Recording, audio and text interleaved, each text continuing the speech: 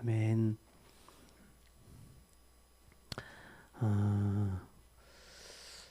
룻기 4장을 이렇게 좀 이렇게 조각조각 내어서 설교를 합니다. 짧은 장인데 한 번에 뭐 설교할 수 있지만 그러면 설교할 내용이 많아서 시간이 길어지니까 조금씩 이렇게 좀 조각해서 한번 살펴봅니다. 그런 것은 사장에는 몇 가지 큰 굵직굵직한 큰 교훈들이 있기 때문에 그렇습니다. 지난 1절에서 6절까지는 이 기업을 무르거나 소위 말하는 고엘 제도 그리고 또 계대 규론 이런 부분에 대해서 또 조금 깊게 우리가 볼 이유가 있어서 좀 그렇게 살펴보았고, 오늘 7절에서 12절까지는 또 중요한 교훈이 하나 드러나는데 그게 뭐냐면 이 신을 벗는 행위입니다. 이게 의식이죠. 나오미 집안의 기업 모를 자로 보아스가 확정되었죠. 지난주에 보니까 앞서 이렇게 우선권자가 있었지만 그는 이거 자기 기업에 손해 나는 일이거든요. 자기가 엘리멜렉 집안의 모든 기업을 자기 돈으로 다 메꿔줘야 되니까 이게 좀 손해 나는 것입니다. 네, 그렇기 때문에 아예 노골적으로 나는 내 기업에 손해가 있을까요? 6절에 나와 있죠. 그래서 나는 물으지 못하겠으니까 네가 물어라. 이렇게 그는 거부합니다. 그래서 이어 보아스와 또 10명의 장로들이 보는 앞에서 이 기업을 물을 자가 자기의 신을 벗어서 보아스에게 내어놓습니다. 신을 벗어서 이 일에 대하여서 지금 확정하고 증명을 합니다. 7절에 보니까 옛적 이스라엘 중에는 모든 것을 무르거나 교환하는 일을 확정하기 위하여 사람이 그의 신을 벗어 그 이웃에게 주더니 이것이 이스라엘 중에 증명하는 전례가 되었다라고 말합니다. 이 신을 벗어주는 것이 아주 중요한 어떤 이스라엘의 관습이 되었다라고 이렇게 말합니다. 이스라엘의 관습뿐 아니라 팔레스타인 전 지역에 이런 문화가 팽창해 있었습니다. 어떤 책임을 포기하거나 아니면 자기가 마땅히 누릴 이 권리, 자기가 그것을 감당해야 될 권리가 있지만 이것을 포기할 때 자기의 신을 벗어서 나는 포기했습니다. 나는 이거 하지 않겠습니다. 라고 하는 것을 증명하는 이러한 습관이 팔레스타인 전역에 이렇게 흥행했습니다. 이것이 이제 성경 안으로 들어오는 거예요. 그죠? 여러분, 성경에서 우리 할례 제도 있죠. 할례가 성경에서 생긴 게 아니라 이미 팔레스타인 전역의 고대의 습관입니다. 고대의 어떤 의식인데 이걸 성경 안에서 이걸 들어오는 거예요. 예, 그런 겁니다. 이런 고엘 제도나 이런 계대 결혼이 다 좀 그런 좀 비슷한 경우입니다. 자, 신을 벗는 행위. 이거 보니까 뭐 하나 더 생각나는 사람 있죠. 누가 있습니까, 여러분? 누가 신을 벗었습니까? 모세가 신을 벗었죠. 출애굽기 3장 5절에 보면 떨기나무 불타는 것을 봤죠. 나무에 불이 붙는데 나무는 타지 않고 불만 있어. 신기하니까 모세가 가까이 가니까 하나님이 뭐라고 말합니까? 모세야, 가까이 오지 마라. 네가 지금 선 곳은 거룩한 곳이니 네 발에서 신을 벗으라고 말합니다. 이게 뭔 표현입니까? 모세야, 네가 내 앞에 올 수 없다. 너는 신을 벗었어. 즉, 그러니까 모세는 그게 무슨 말인가 알지요. 왜냐하면 당시 팔레스타인 전역에 내려오는 그런 문화이니까. 그러니까 문화니까 신을 벗으라는 이 의미를 모세는 잘 압니다. 이거 포기하라는구나. 내 권리를 지금 내려놓아라는 이런 뜻이구나 라는 것을 탁 알아듣습니다. 그때 그 사람들은. 그래서 모세는 신을 벗는 것입니다.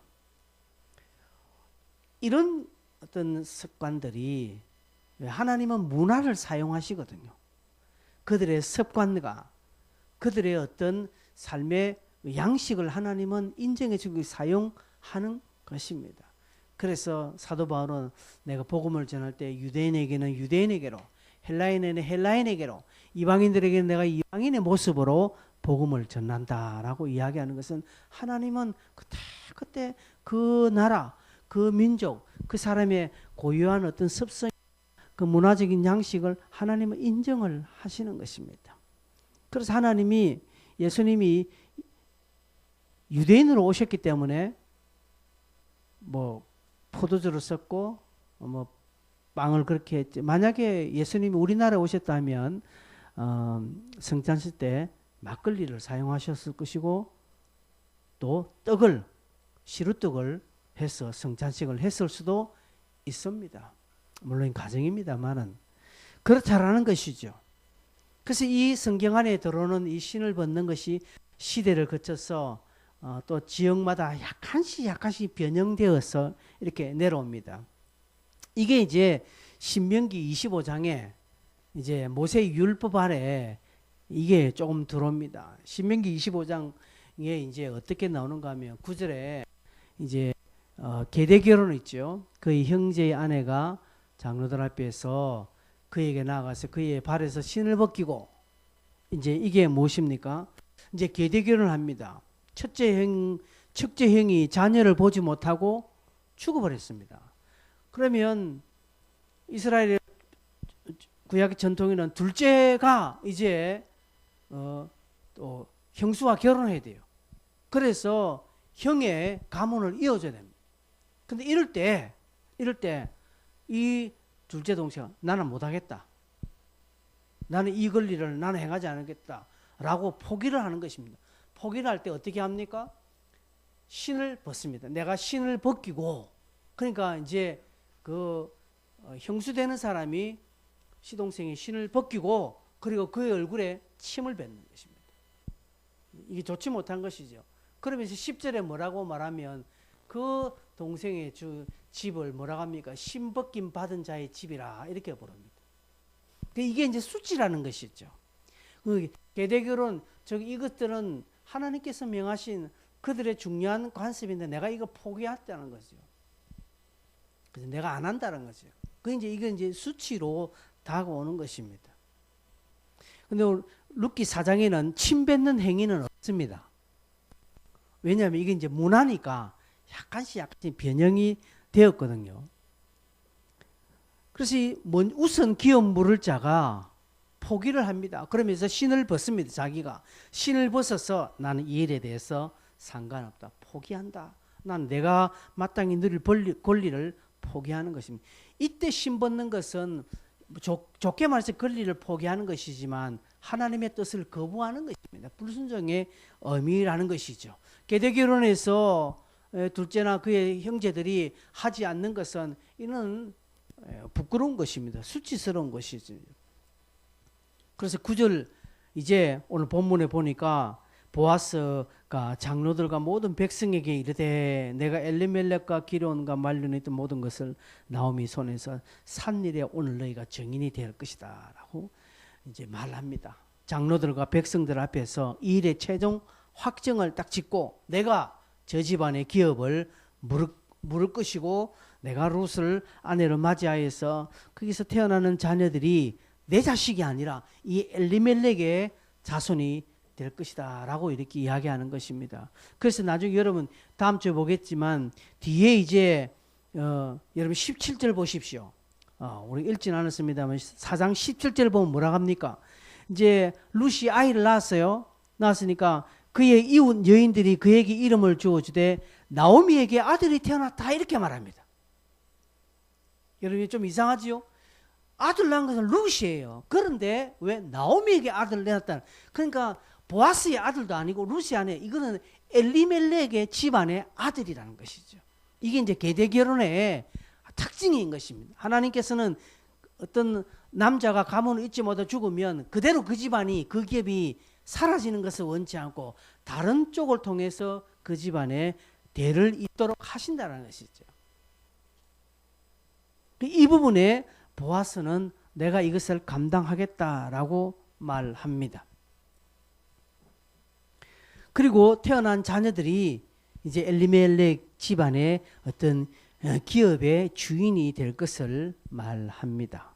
보아스는 이것을 압니다. 그러니까 이것은 이모저모 앞뒤 좌우 전후를 살펴볼 때 보아스에게 유익되는 것은 하나도 없습니다. 자기 돈 들어가지요. 그죠? 그리고 룻을 아내로 맞아. 만약에 여자가 마음에 안 들면 남자 입장에서는 영 괴로운 것이지 않겠습니까? 솔직하게. 그죠? 억지로 해야 되는 것이죠. 막 그 집안에 막 형수가 완전히 막 꼼보다. 그러면 막 이 둘째가 막 미칠지 못하는 것입니다. 그거. 그죠? 근데 어쩔 수 없이 해야 되는 것은 굉장한 수고요, 헌신이요, 또 엄청난 대가를 지불하는 것입니다. 근데 보아스는 이것을 감당하는 것입니다. 왜 그럴까요? 왜 이렇게 할까요? 보아스는 자기 재산에 손해가 나느냐, 자기에게 유익이 되느냐, 이것 보지 않고 뭘 보았습니까? 하나님 나라를 보았다는 것이죠. 하나님의 말씀을 보았다라는 것이죠. 보아스는 하나님의 나라를 책임지는 자입니다. 여러분 이게 대단한 표현입니다. 우리가 어떻게 하나님 나라를 책임진다 말입니까? 책임진다 한들 그게 과연 어느 정도 힘을 발휘하겠습니까? 미미해도 그런 미미할 정도의 수준일 겁니다. 그죠? 조그만 갓난아기가, 그죠? 갓난아기가 엄마 아빠 등을 마사지 해준다고, 안마해준다고 꼬맹이가 엄마 안마할 때 그게 시원합니까? 그냥 막 만지는 수준이지요. 그런데 부모들은 뭐라고 합니까? 아이고 시원하다고 합니다. 왜? 시원해서 시원한 게 아니라 그 아이가 그래 하는 그것이 기특한 것이, 이 보아스가 하는 것이 기특하다는 것이죠. 하나님 나라를 책임지는 이 보아스를, 말씀을 책임지는 이 보아스를 자신의 기업에 손해가 나고 자기 자신에게 100% 불리한 일이지만 보아스는 하나님을 먼저 생각했고 하나님 나라를 우선시하였고 하나님의 말씀을 이루는 자로 자기의 삶을 헌신하는 것입니다. 그렇게 했기 때문에 예수님이 그 집안의 족보로 오시는 것입니다. 그렇게 했기 때문에 하나님의 은혜가 그 나오미의 집안, 보아스의 혈통을 통해서 하나님의 은혜가 가도록 하나님 그렇게 복 주시는 것입니다. 그렇죠? 하나님은 오늘도 자신의 은혜를 어느 통로로 보낼 것인가 사람을 찾고 있습니다. 일반적인 은혜는 막 부어주시지만 하나님의 특별한 은혜, 하나님의 기가 막힌 간섭의 은혜는 하나님이 이 은혜의 통로를 어느 라인으로 하나님이 흘러보낼 것인가 하나님 찾고 있다는 것이죠. 그래서 여러분 우리가 주 예수님 함께하는 공동체에 저런 말씀을 딱 들을 때 저 말씀은 오늘 나를 통해서 드러나야 된다라고 딱 붙잡고요. 그렇게 내가 좀 손해보더라도 내가 좀 힘들더라도 내가 저 말씀을 이루는 자로 내가 가야지라고 딱 붙잡는 자, 그게 하나님 손에 하나님 눈에 기특하게 보이는 거예요. 그렇게 한들 우리가 얼마큼 되겠습니까? 갓난아이가 엄마 등을 두드린들 그게 무슨 그게 안마가 되겠고 시원해질 수 있단 말입니까? 전혀 관계는 없을 거예요. 근데 그 태도가, 그 행위가, 그 마음 씀씀이가 부모의 마음을 기쁘게 하니까 부모는 기쁘다 하는 것처럼 여러분 주의 손에 함께하는 공동체 이 말씀을 우리에게 줘도 내가 저 말씀대로 한번 살아본다 발부둥 친다고 해서 그게 얼마만큼 하나님의 눈에 차겠습니까? 그럼에도 불구하고 그렇게 해보려고 발부둥 치는 것은 하나님 보시는 기가 차다는 것이죠. 기가 아주 기특하다는 것이죠. 그래서 하나님은 예수 그리스도를 어느 집안으로 보낼고 이렇게 생각하시다가 보아스의 집안으로 예수를 보내시는 거예요. 여러분 오늘도 마찬가지입니다. 하나님은요 자신의 은혜를 어디에 보낼까 하나님 늘 찾고 있습니다. 여러분 가만히 우리 신앙생활 가만히 한번 보십시오. 은혜 받는 사람 따로 있지 않습니까? 여러분 한번 보십시오. 좀 눈을 넓게 좀 많은 다양하게 다른 쪽에 보면 은혜를 체험하는 좀 있습니다. 그런 걸 볼 때 부럽기도 하지요. 그래서 하나님 한번 내게도 한번 그렇게 한번 해 주십시오 라고 우린 간구하죠. 하나님 뭘 합니까? 그럼 니도 보아성을 해봐라는 것이죠. 니는 전혀 손해 안 보대 라고 하는 거야. 니는 100% 네 생각밖에 안 하대. 그런데 어떻게 내보고 그런 것을 뭐 요구를 하나. 마치 그렇게 막 들리는 음성이 그렇게 들려요. 여러분 그렇게 안 들립니까? 여러분은? 저만 들리나? 가끔씩 하나님 우리에게 그렇게 신을 벗으라고 말합니다. 모세에게 말씀하셨던 하나님이 우리에게 신을 벗으라고 말하는 것이죠.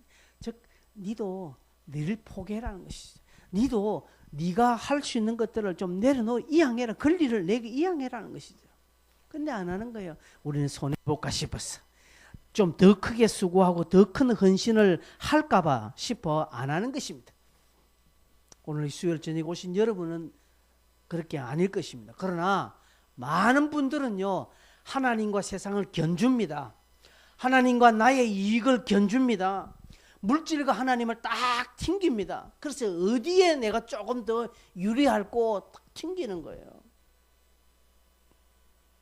여러분 오늘 그렇게 해서 오시지 않습니까? 오늘 좀 한번 교회 나가봐야 내가 좀 유리할 것 같다라고 해서 나오신 거 아닙니까?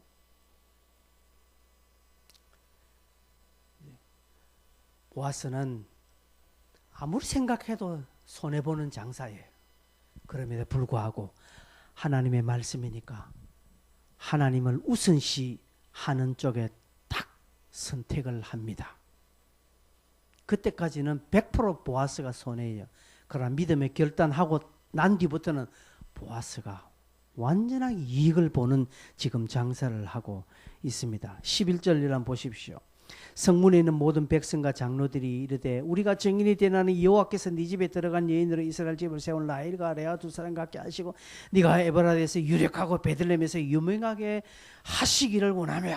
이 성문의 장로들이 백성이 이 보아스를 이렇게 축복합니다. 보아스의 그 신실한 믿음을 보고 신앙을 보고 앞다투어서 축복을 합니다. 축복을 하는데요 어떻게 축복하는가 하면 너희 집에 라헬과 레아 두 사람 갖게 해달라는 것이죠. 또 12절에는 다말이 유다에게 낳아준 이야기하면서 그 장로와 백성들이 보아스를 축복하는데 구약의 유명한 세 여자를 이야기합니다. 우선 라헬과 레아입니다. 여러분 알죠? 라헬과 레아는 친자매지 않습니까? 야곱에게 이게 연차를 두고 시집온 여인, 이 여인들을 통하여서 물론 그곳에 또 여성들이 있지만 그러나 여성들은 빼고 라헬과 레아를 통해서 야곱에게 12아들이 나지요. 12아들만 나는 것뿐만 아니라 이들을 통해서 이스라엘 민족을 이루고 이스라엘의 지파를 이뤘다는 것이죠. 이것은 자녀로 인한 축복의 대명사입니다. 대명사. 우리도 이렇게 어떤 한 분야에 대해서 대명사를 딱 이야기하지 않습니까? 그죠? 부자의 어떤 누구, 어떤 뭐 권력가의 누구 하면 딱 아는 거예요. 네가 가져봐야 뭐 이병철보다 돈 더 가졌겠나 하면 우리 외국 사람은 몰라도 우리는 압니다. 그 사람이 누군지. 그죠? 이런 것처럼 라헬과 레아를 통하여서 또 그들과 같이 너희 집안에 이렇게 복되기를 원한다라는 축복을 하고 있습니다. 또 다말을 이야기합니다. 우리는 다말이 조금 부정하고 좀 별로라고 생각하는데 이스라엘 백성들은 그렇지 않게 생각해요. 왜냐하면 믿음의 여인이거든요. 특별히 이 유다가 자녀를 다 죽었지 않습니까? 그런데 이 다말이 믿음의 선택을 하거든요. 하나님 눈으로 믿음을 선택해서 그 유다의 집안에 그 어려운 상황이지만 자녀가 없는 그 어려운 상황임에도 불구하고 다말을 통해서 유다의 집안에 이렇게 계대가 일어납니다. 그러니까 오늘 여기까지 온 거예요. 예수님이 유다 집안에 오시죠. 유다 지파잖아요. 그죠? 여기 이 중요한 거, 이 어려운 상황에서 다말을 통해서 유다 집안이 일어난 것처럼 다말을 통해서 보아스 너희 집안이 다말이 유다에게 낳아준 베르시의 집과 같게 하기를 원한다라고 이야기하는 것은 어려운 상황에서 다말을 통해서 유다 집이 일어난 것처럼 보아스 네가 이렇게 룻과 결혼하고 이런 귀한 헌신을 함을 통하여서 어려운 상황이고 힘든 상황이지만 엘리멜렉 집안이 일어날 것이고 네가 그렇게 사용받을 것이라는 이런 축복을 말합니다. 라헬과 레아를 이야기하는 것은 자녀의 번성, 큰 민족을 이룰 것이라는 것이고 다말을 이야기하는 것은 너희 집안 어려운 상황이 있다 할지라도 이렇게 해결될 것이라는 축복입니다. 결국 나오미 집안이 번성하지요. 결국 오벳이 태어나고요. 이새가 태어나고요. 결국 다윗이 태어나지 않습니까? 뿐만 아니라 그를 통하여서 예수 그리스도가 오는 엄청난 축복이 일어나는 것입니다. 백성들이 그런 축복을 합니다. 여러분도 어떤 참 아주 기특한 사람, 어떻게 참 행동거지가 참 예쁜 사람 보면 얼마나 그 입술에 축복이 나옵니까? 그죠? 축복이 나옵니다. 막 기특하고 막 이쁜 사람 보면 막 입에서 막 생각이 안 나서 그렇지 말로 할 수 있는 축복이라는 축복 다 나옵니다. 뭐 어떻게 하라 그러면 다 나오는 것이죠. 당시 장로들과 백성들이 보아스를 그렇게 축복하는 것이죠. 여러분, 보아스의 관심은 하나님의 손길이 어떻게 이렇게 드러나는지에 관심이 있었습니다. 오늘 우리 신앙인의 관심에 하나님의 손길이 드러나야 하는 것이죠. 여러분 어디에 최고 관심을 두고 있으십니까? 물론 물질도 있고 건강도 있고 자녀들이 잘 되고 우리 주변의 환경이 나아지고 있지만 그러나 우리의 관심이 하나님의 은혜, 하나님의 말씀, 하나님의 나라에 흥왕하는 것을 포기를 원해서 그 부분에 관심을 두고 그 부분에 내가 조금 손해보지만 그 부분 내가 좀 헌신해 보려고 발부둥치고 하나님이 주신 말씀을 내가 한번 이루어 보려고 애쓰고 발부둥치는 그런 남다르게 수고하는 헌신과 열정이 있다면 사람들이 알아봅니다. 그래서 사람들이 축복을 하고요. 하나님이 그를 통하여서 놀라운 하나님의 은총을 베풀어 주시는 것입니다. 말씀을 맺을 겁니다. 오늘 낮에 보니까 뉴스를 보니까 이제 확진자 수가 300명대로 이렇게 떨어지고 이 추세를 가면 이번 달에는 조금 완화가 되는 이야기를 긍정적인 이야기를 합니다. 뿐만 아니라 이제 2월 달 되면 백신이 이제 우리나라에도 이제 들어와서 이제 백신이 이렇게 공급이 되고요. 백신은 2번 맞아야 된다고 합니다. 전 국민들이 2번 맞아야 면역이 생긴다고 하면 2번 다 맞게 되는 최종적으로 끝나는 게 11월 달 정도 돼야 다 끝난다는 것이죠. 물론 6월 달까지는 전 국민이 한 번은 다 맞게 된다고 합니다. 어떻게 보면 이 한 해는 이제 조금씩 이제 호전되어 가는 상황일 것입니다. 그렇다고 볼 때 아직도 어렵습니다.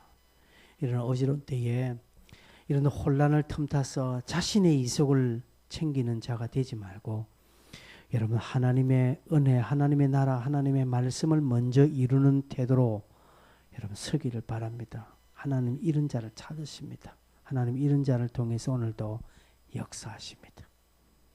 그죠?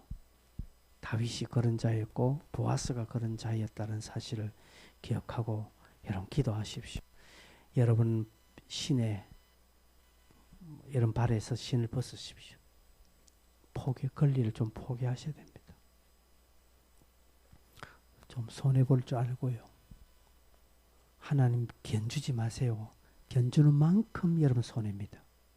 하나님은 견주는 대상이 아니라 하나님은 믿는 대상이지 여러분 계산의 대상이 아닙니다. 철저하게 하나님 의지하셔서 하나님의 놀라우신 손길 만짐의 은혜가 넘치기를 바랍니다. 214장 찬송하겠습니다.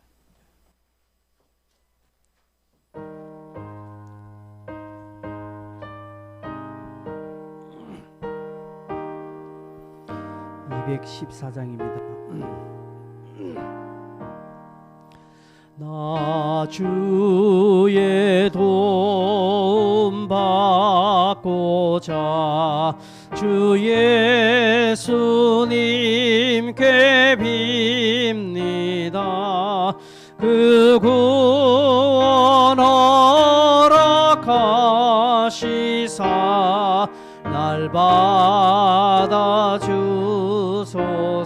내 힘과 결심 약하여 내 힘과 결심 약하여 늘 깨어지기 쉬우니 주 이름으로 역사해 날 받아 주소서. 내 모습 이대로 주 받으옵소서. 날 위해 돌아가신 주 날 받아 주소서. 내 주님 서신 발 앞에 나 꿇어 엎드렸으니 그 크신 역사 이루게 날 받아 주소서. 내 모습 이대로 주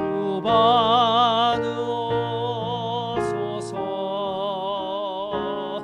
날 위해 돌아가신 주 날 받아 주소서. 같이 기도하겠습니다. 다른 기도하지 마시고요. 하나님 보아스처럼 좀 손해나더라도 혹 내가 더 조금 더 힘들더라도 그러나 하나님의 말씀을 이루는 것이라면 하나님 나라에 대해서 내가 수고하는 것이라면 능히 하겠습니다. 여러분 거기까지 힘든 거예요. 근데 그렇게 딱 결단하면 그 다음부터는 하나님이 내가 생각지 못한 것들을 부어주시는 것입니다. 이렇게 감당할 때 주의 손이 함께하는 것이죠. 이 말씀을 이루는 자로 서게 해주십시오. 내 권리 포기하고 내 신발을 벗는 그런 믿음의 결단들을 하게 해주십시오. 성령님의 도움을 구하면서 함께 동성으로 한번 기도하겠습니다. 주여